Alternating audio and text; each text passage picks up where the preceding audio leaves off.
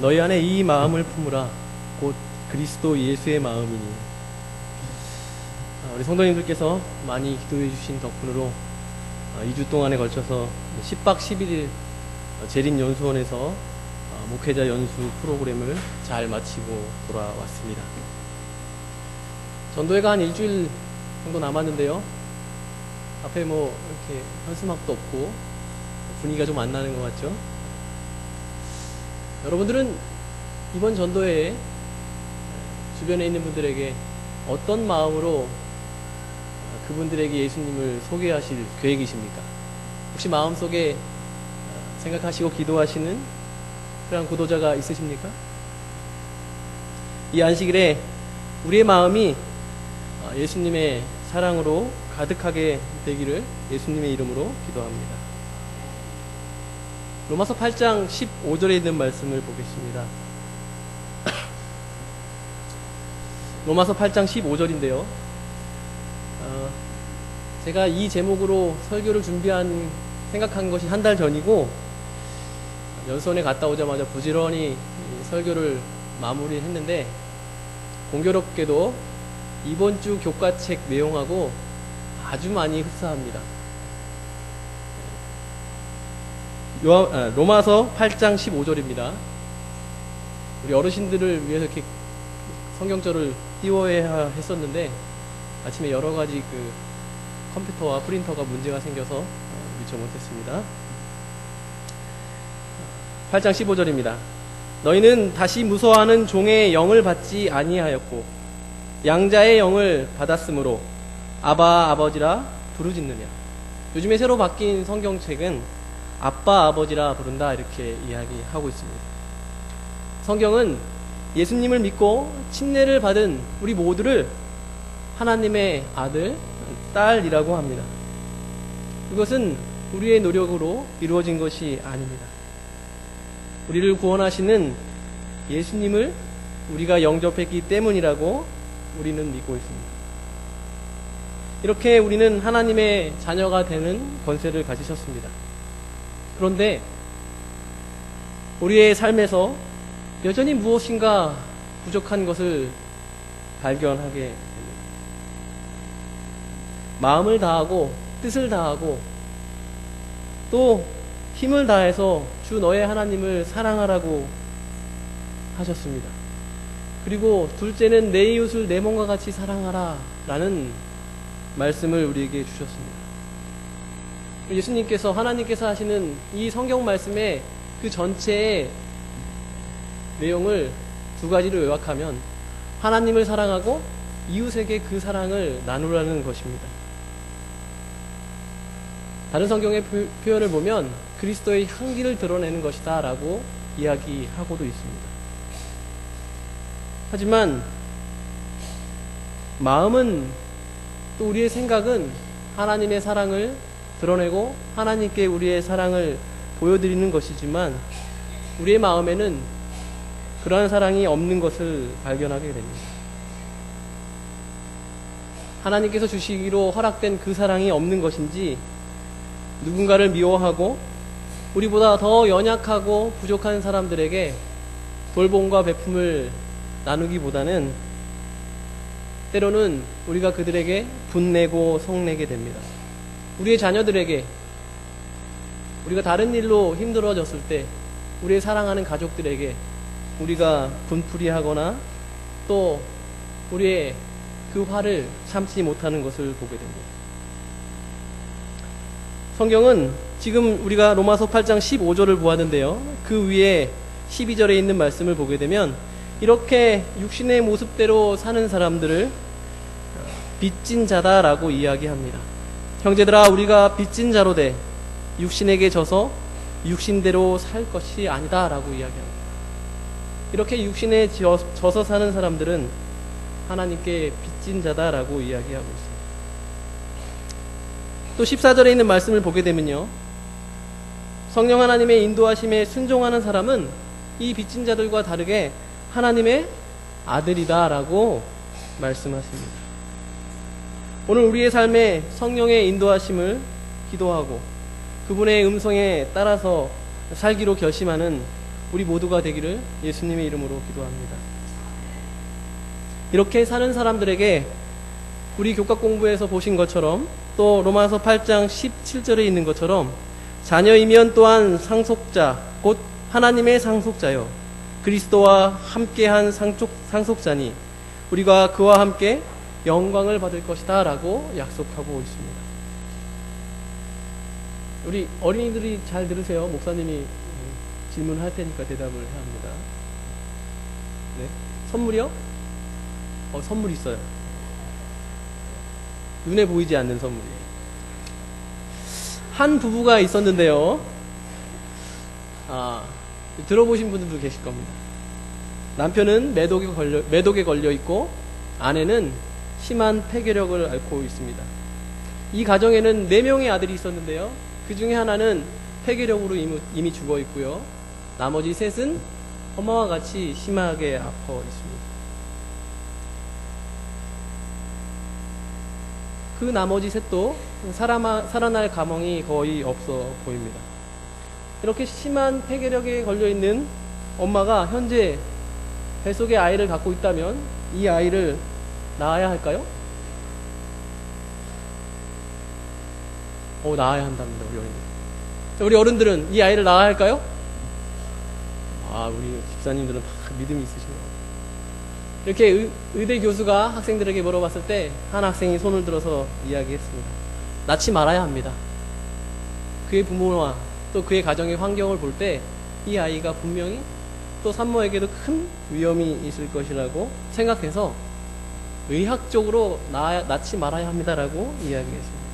그러자 그 교수가 이렇게 이야기합니다. 방금 자네는 베토벤을 죽였네. 그 아이가 그렇게 태어난 아이가 후에 아름다운 음악으로 모든 사람들을 기쁘게 한 위대한 작곡가 베토벤이 되었습니다. 거의 많은 부모님들이 자녀를 낳을 때 선택해서 낳지 않으십니다. 그렇죠? 우리 자녀를 낳을 때 뒤통수가 동그란 녀석으로 눈은 쌍꺼풀이 진 녀석으로 이렇게 다 골라보고 낳지 않으셨죠. 낳다 보니까 다행히 이쁘면 참 좋고 혹시 못생겨도 부모님이 조금 부족한가 보다 생각하고 이렇게 이뻐하게 됩니다. 그래서 고슴도치도 자기 새끼는 귀엽고 사랑스럽다고 하는지 모르겠습니다. 하지만 최근에는 의학이 많이 발달해서 태중의 아이가 건강한 아이인지 아닌지를 다 이렇게 알아볼 수 있습니다. 하지만 아무리 의학이 발달했다 할지라도 그 아이가 자라나서 어떠한 마음을 가지고 살지 또 얼마나 공부를 잘할지는 확인할 수 있는 길이 없습니다. 우리가 자녀를 낳을 때 선택할 수 있는 기회가 있었다면 그 아이 중에 똑똑한 아이를 낳으려고 선택하셨을 것입니다. 아마 모두들 세상 사람들이 이야기하는 것처럼 똑똑하고 잘생기고 능력이 많는 엄마의 친구의 아들이라고 하는 그 엄친아를 낳고 싶어 할지 모르겠습니다. 여러분이 만약 지금 가족을 선택할 수 있다면 우리가 낳은 그 자녀를 다시 한번 선택하시겠습니까? 다시 낳을 수 있다면 이 아이를 또 낳으시겠습니까? 우리 집사님의 자녀들은 속도 하나도 안 썩이고 아주 엄마의 기대에 부응하나 봅니다. 조용히 질문하시면 다른 놈을 낳았으면 좋겠다 생각하시는 분들도 계신데 그 아이들에게 물어봤을 때 만약에 너희가 부모를 선택한다면 다른 놈을 낳았으면 좋겠다 하고 하시는 그 부모님을 선택하겠냐고 물어보면 아마 백발백중 다른 엄마 아빠 더 잘해주고 돈도 많고 또 우리의 말을 잘 들어주고 우리와 항상 같이 놀아주시는 그런 부모님을 선택하겠다라고 할지 모르겠습니다. 우리가 선택할 수 없는 것이 때로는 참 다행스러운지 모르겠습니다. 저희 가정이 혜민이 동생을 선택해서 낳으려고 했습니다. 몇몇 분들은 알고 계시지만 혜민이 동생을 입양하기 위해서 입양을 진행 중이었습니다. 생각보다 아주 빨리 입양기관에서 연락이 오게 되었습니다. 아직 준비가 덜 되어 있는 상태였습니다. 연락을 받고 일이 많이 복잡해졌습니다. 원래는 그 입양기관에 입양할 때는 하나씩 보게 되어 있습니다. 부모와 좀 이렇게 혈액형이나 여러 가지 상황이 잘 맞는 아이를 추천해주면 그 부모가 가서 그 아이를 이렇게 보고 아이가 뭐 이렇게 마음에 들면 그 아이를 입양하는 것입니다. 혹시 뭐 여러 가지 이유로 마음에 혹시 안 드는 경우에는 그 아이를 이렇게 선택하지 않으면 됩니다. 그러면 다음번에 이제 다른 아이를 선택하게 됩니다. 이번에 혜민이 동생을 이렇게 보러 가게 되는 일이 있었는데, 원래는 이렇게 한 아이만 보여줘야 됐는데 어떻게 됐는지 두 아이를 동시에 보게 됐습니다. 같은 날. 저희 부부가 오면서 갈 때는 이제 정보를 얻어서 갔는데, 이 아이가 좋을까 이 아이가 좋을까 생각했어요. 처음에 생각하고 다르게 갔더니 이 아이가 참 더 마음에 들었습니다. 그래서 그 아이를 데려오기로 하고 이제 분주하게 이름을 지었습니다. 수민이라는 이름을 지었는데, 이제 또 출생 신고도 해야 되는데, 그러면 뭐 보증인이 2명 필요하고 서류도 쓰고 정신없이 막 준비를 했습니다. 금요일 날 다 준비를 마치고 이제 다음 주 월요일이면 아이를 데리러 가려고 했습니다. 근데 금요일 오후에 그 입양기관에서 전화가 왔습니다. 아이가 며칠 전에 감기가 걸리고 열이 너무 높이 올라가서 병원에 갔더니 아이가 태어나면 건강검진을 다 봤는데, 그때는 발견되지 않았던 심장에서 이렇게 잡음이 들린다는 것입니다. 그래서 한 일주일이나 2주일 후에 초음파를 검사해서 상황이 어떤지 확인해 보고 그 결과를 알려드리겠습니다. 이렇게 이야기했습니다. 저희 가정이 이제 그 아이를 위해서 기도했는데, 결과는 심장에 2mm만한 아주 작은 구멍이 있다는 것이 발견되었습니다. 많은 경우에 그 구멍은 하나님께서 다 자동으로 닫아주시는 경우가 많고요. 혹시 그렇지 않을지라도 수술을 하게 되면 막히는 경우가 대부분입니다. 위치가 아주 안 좋으면 좀 어려운 경우에 처하는 경우도 있다고 합니다. 그 사람과 제가 이제 많이 기도하고 이야기한 끝에 이 아이는 우리가 이번에 데려오지 말고 다음번에 아이를 데려오면 좋겠다라고 결정을 하게 됐습니다. 그리고 이제 재림연수원에 들어가게 되었는데요. 그곳에서 이제 은혜로운 시간을 보내게 되었습니다. 제가 처음 나오자마자 말씀드렸던 빌립보서 2장 5절에 있는 말씀, 예수의 마음을 품으라는 성경절이 그 재림연수원의 이 주제의 성경절이었습니다. 첫날 저녁부터 비록 우리의 딸이 되지는 못했지만 그 아이가 건강해져서 더 좋은 가정에 갈 수 있기를, 그리고 꼭 예수님을 믿는 아이로 자라기를 기도했습니다. 빌립보서 2장 5절에 붙어 있는 말씀인데요. 너희 안에 이 마음을 품으라. 곧 그리스도 예수의 마음이니 그는 근본 하나님의 본체시나 하나님과 동등됨을 취할 것으로 여기지 아니하시고 오히려 자기를 비어 종의 형체를 가져 사람들과 같이 되었고 사람의 모양으로 나타나셨음에 자기를 낮추시고 죽기까지 복종하셨으니 곧 십자가에 죽으십니다. 이러므로 하나님이 그를 지극히 높여 모든 이름 위에 뛰어난 이름을 주사 하늘에 있는 자들과 땅에 있는 자들과 땅 아래에 있는 자들로 모든 무릎을 예수의 이름에 꿇게 하시고 모든 입으로 예수 그리스도를 주라 시인하여 하나님 아버지께 영광을 돌리게 하셨느니라. 이 말씀을 계속 읽고 외우면서 기도했습니다. 그때 제 마음 가운데 한 생각이 들었습니다. 예수님의 마음이라면 어떠하셨을까? 과연 예수님이 이런 상황이면 어떻게 하셨을까? 그 대답은 여러분들이 아시는 것처럼 또 제가 알고 있는 것처럼 너무나 간단했습니다. 그분이시라면 분명히 그 아이를 데려오셨을 겁니다. 그곳에는 이제 들어갈 때 핸드폰을 다 맡기고 들어가게 됩니다. 그랬고 10박 11일 동안 전화를 할 수가 없는데 기도할 때마다 자꾸 그 생각이 떠오르고 또 이 아이가 어쩌면 하나님께서 우리에게 주시는 아이일지도 모른다라는 생각을 하게 됐습니다. 다행히 어떻게 어렵게 지난 안식일 오후에 집사람에게 전화를 했습니다. 저는 그렇게 기도하고 있었지만 하나님의 뜻이 무엇인지 몰라서 아내의 생각을 듣고 싶었습니다.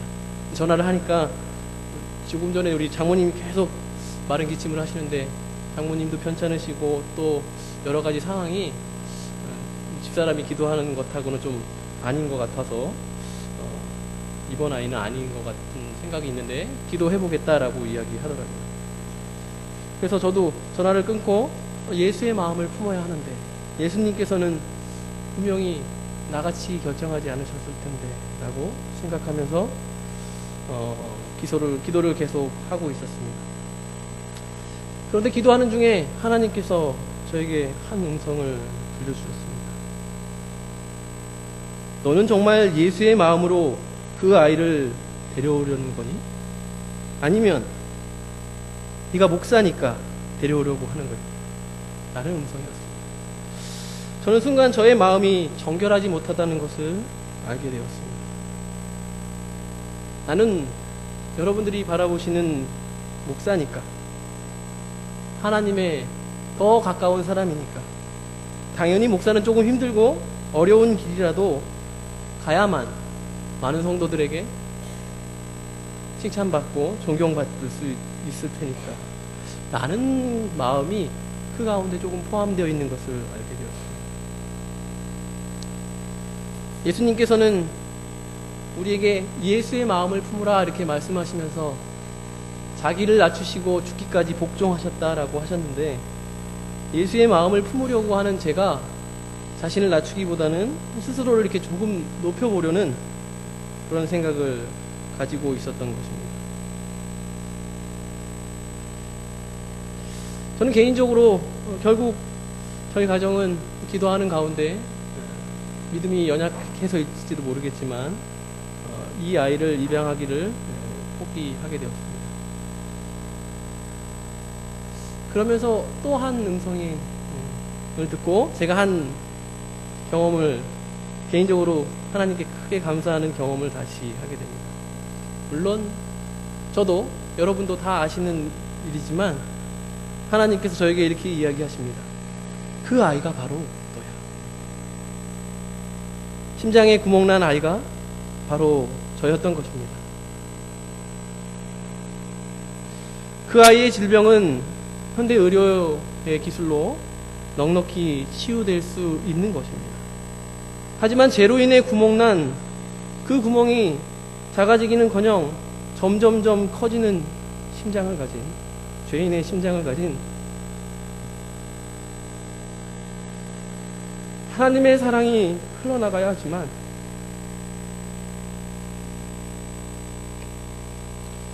점점점 메말라가는 마음 가운데 가족과 이웃을 사랑하기보다는 그들을 정죄하고 또 험한 말을 참지 못하는 바로 죄인이 저라는 것입니다. 인간의 어떤 노력으로도 저의 그 구멍을 막을 수가 없어 보였습니다. 속절없는 죄인입니다. 예수님을 따르지만 그 길이 기쁨의 길이 아니라 때로는 얼마나 투덜거리고 또 얼마나 불평을 했는지 모르겠습니다. 그러한 죄인이 바로 저였습니다. 만약 우리와 하나님이 마음을 바꾸신다면, 하나님께서 저와 같은 마음을 갖고 계신다면 분명히 그 하나님은 저를 양자로 하나님의 아들로 선택하시지 않을 것입니다. 우리는 회복할 수 없는 죄인이었습니다. 그 누구도 우리를 자녀로 삼으려고 하지 않는, 가만히 있으면 그저 자연스럽게 입에서 시기와 질투와 불평과 험담이 흘러나오는 그러한 죄인입니다. 예수님을 믿는다고 하고 예수님을 전한다고 하지만 저에게 있어서 최고의 자리는 예수님이 아니셨습니다. 항상 두 번째, 세 번째 자리였는지 모르겠습니다. 삶의 우선순위에서 저 아래 예수님을 놓아두는 경우가 있는 여러분과 저는 불의한 사람이었습니다. 하나님께서는 그런 저와 여러분을 선택하십니다. 사랑하셔서 친히 십자가에 달려 돌아가셨습니다. 요한일서 3장 1절에 있는 말씀을 보겠습니다. 요한일서 3장 1절입니다. 신약성경 452쪽입니다.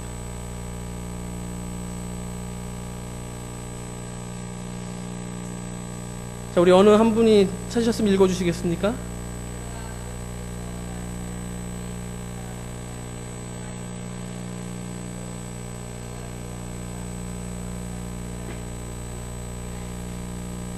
요한은 우리에게 이야기하십니다.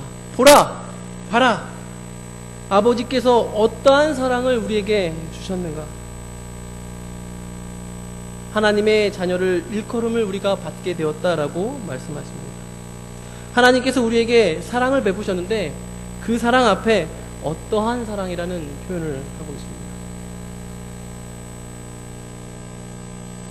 하나님께서는 우리를 분명히 특별한 방법으로 사랑하시고 계십니다. 그 어떠한 사랑은 바로 십자가의 사랑입니다. 우리는 십자가를 바라보아야 합니다.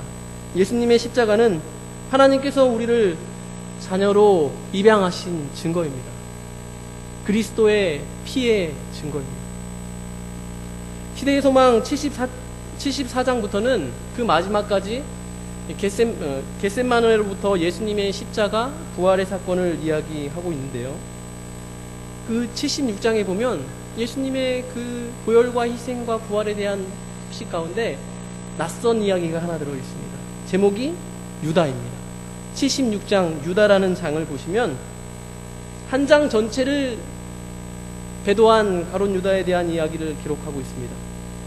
그 내용을 보면 이렇습니다. 유다는 예수님을 은 30에 팔고 배도했습니다. 그리고 그는 결국 최후의 그의 모습은 스스로 목숨을 끊는 것이었습니다. 그러나 유다의 시작은 결코 그렇게 절망적이고 그리고 배도할 것 같은 시작은 아니었습니다. 영감의 글에 보면 그의 시작은 아주 순수했다라고 이야기합니다. 예수님의 말씀에서 그는 새로운 빛을 보았습니다. 그래서 다른 제자들의 경우는 거의 대부분 예수님께서 친히 찾아 제자를 부르셨지만 이 유다만큼은 예수님께 나아가서 자신이 제자가 되기를 희망했습니다. 예수님은 유다의 청을 받아들여서 그를 제자로 부르셨습니다. 그리고 유다에게 하나님의 사업을 맡기셨습니다. 그에게 전도할 수 있는 힘을 주셨습니다. 병자를 고치고 귀신을 쫓아낼 수 있는 능력도 그에게 허락해 주셨습니다. 하지만 유다는 자신을 그리스도께 완전히 복종시키지 못했습니다. 자신 스스로를 예수님의 다른 11제자들보다 좀 더 뛰어난 사람이라고 생각했습니다. 베드로는 너무 성격이 급하고 마태는 꼼꼼한 것 같지만 그래서 늘 성경을 보고 있지만 그가 이 무리를 위해서 경제적인 필요를 잘 조절할 수 있는 재능이 없는 사람이라고 생각했습니다. 그래서 그가 그 재정을 감당하는 일을 하게 됩니다.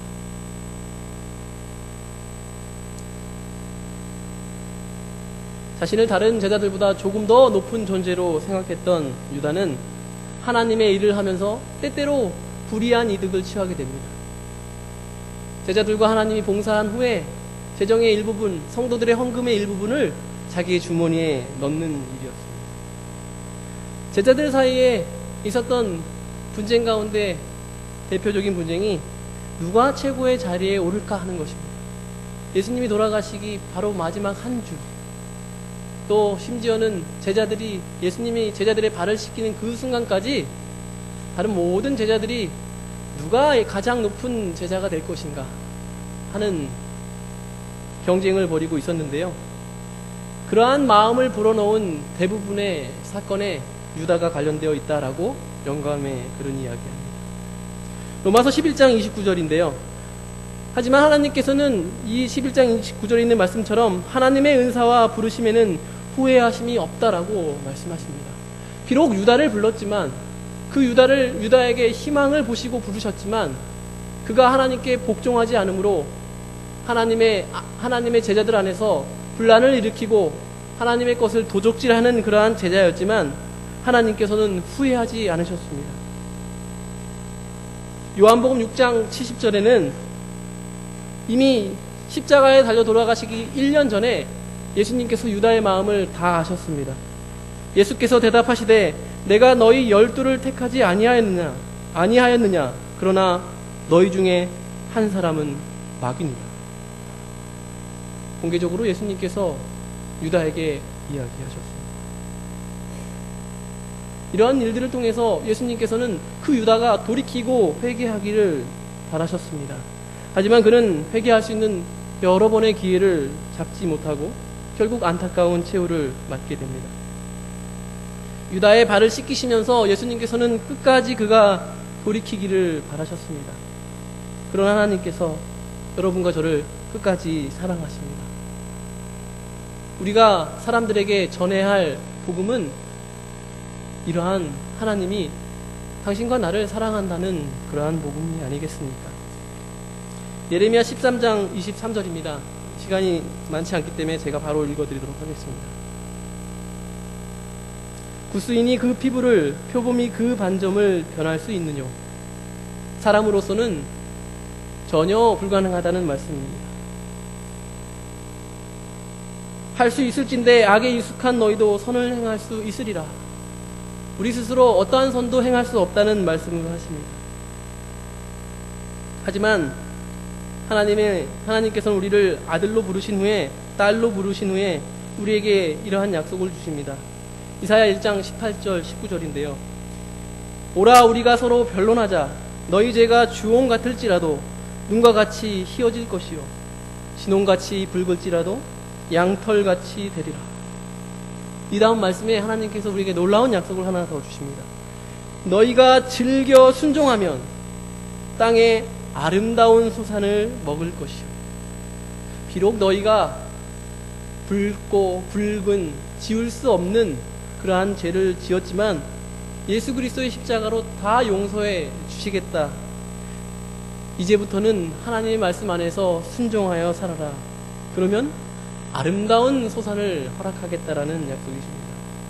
예수님께서는 십자가에 달려 돌아가시는 그 순간에도 사실 예수님을 죽게 만든 때에 어떤 한 부분을 감당했던 빌라도에게 구원의 손길을 내미셨습니다. 또 헤로데에게도 기회를 주셨습니다.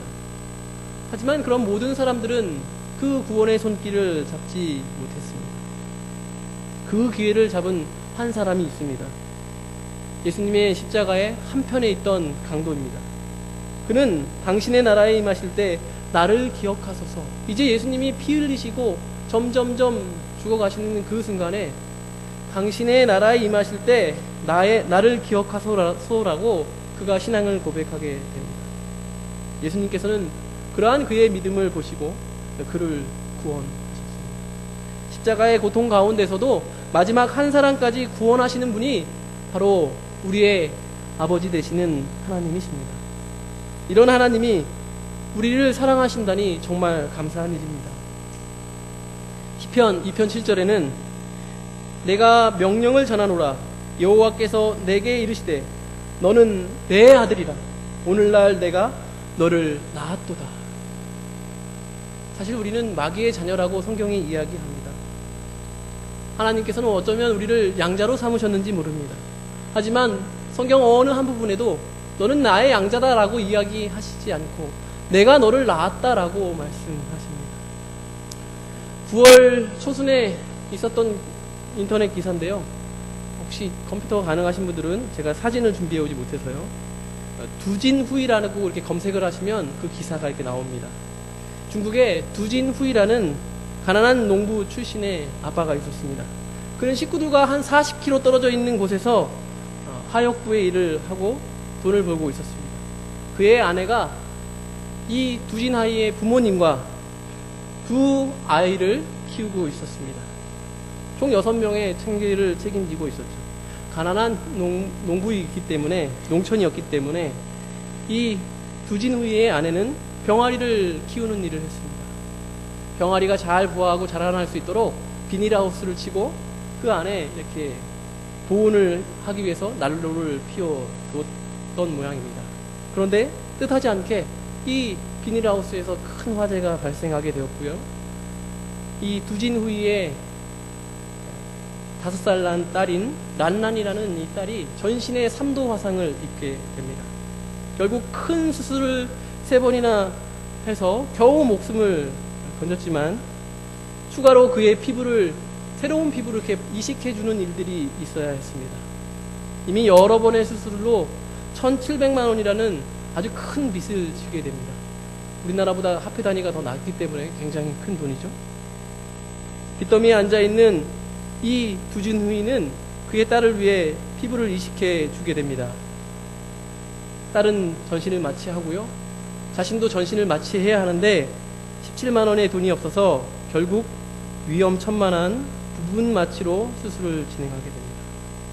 이 오른쪽 허벅지에 있는 자신의 피부를 떼어다 딸에게 이식해 주는 것입니다.